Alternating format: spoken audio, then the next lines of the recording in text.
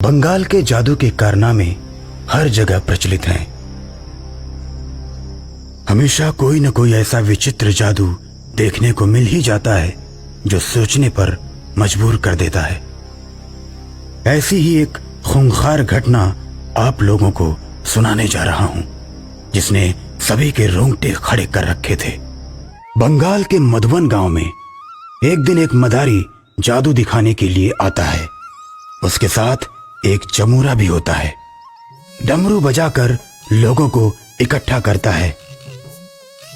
सुनो सुनो सुनो, सब लोग ध्यान से सुनो।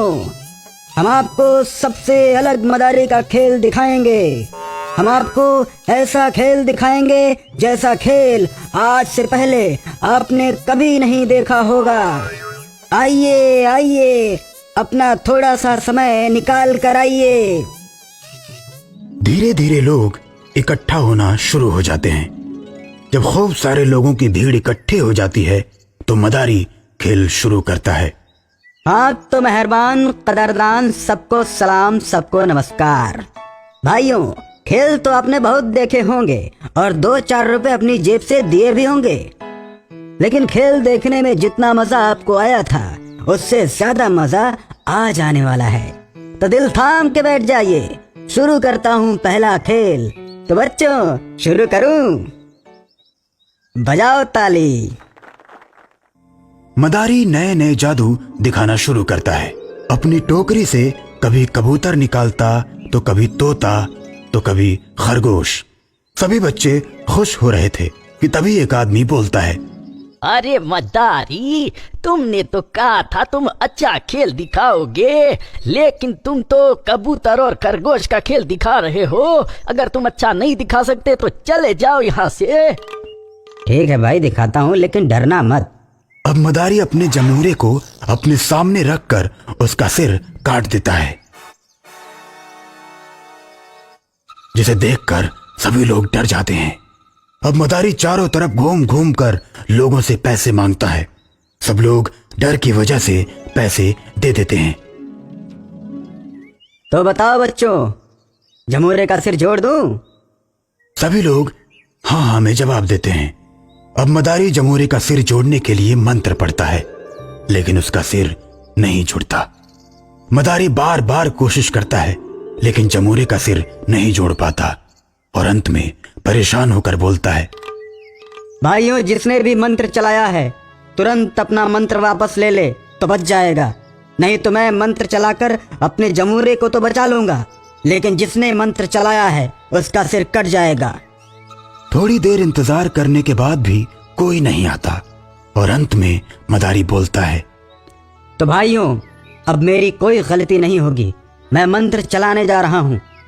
मदारी जैसे ही मंत्र चलाता है तो सामने की बिल्डिंग की तीसरी मंजिल से एक लड़की का सिर कट कर गिर जाता है। लड़की के मरते ही जमूरे का सिर जुड़ जाता है और वो उठकर खड़ा हो जाता है। ये देख सभी लोगों में भगदड़ मच जाती है। सब लोग मदारी को मारने के लिए आते हैं। मदारी, तुमने हमारे इलाके में आकर एक लड़की को मारा है, अब तो भी मरने के लिए तैयार हो जा मदारी। सभी आदमी मदारी और जमूरे को चारों ओर से घेर लेते हैं। तभी लड़की का बाप आता है। रुको, क्यों मारने जा रहे हो इस मदारी को? सर, इसने आपकी बेटी को मार डाला। लेकिन मेरी बेटी भी इस जमूरे को मारने वाली थी। जो हुआ अच्छा हुआ।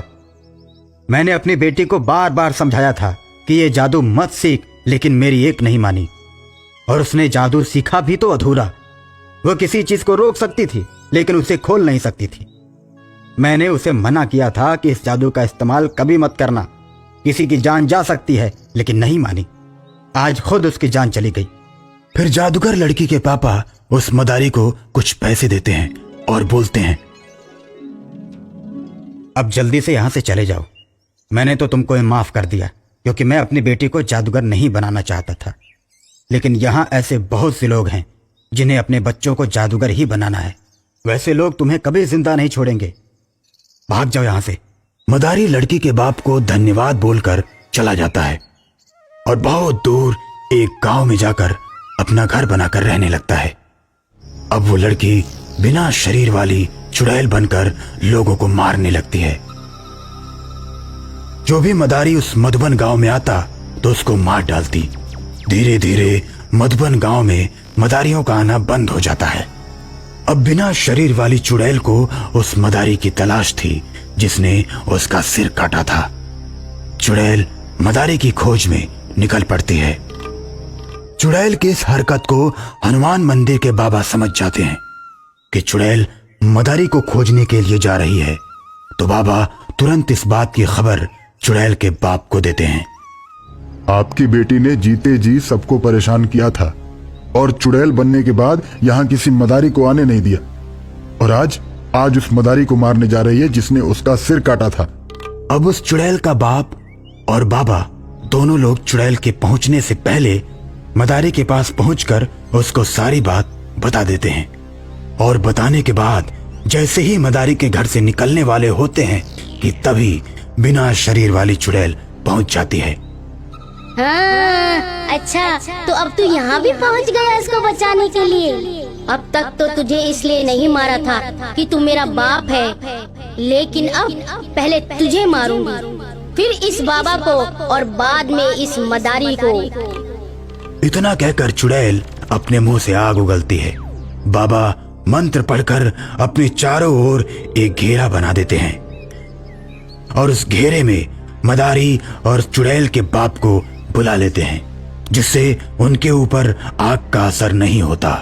ये देख चुड़ैल और गुस्से से भर जाती है और फिर मुंह से आग निकालती है, लेकिन इस बार घेरे से टकराकर आग सीधे चुड़ैल के मुंह पर लगती है और चुड़ैल जलकर राख हो जाती है।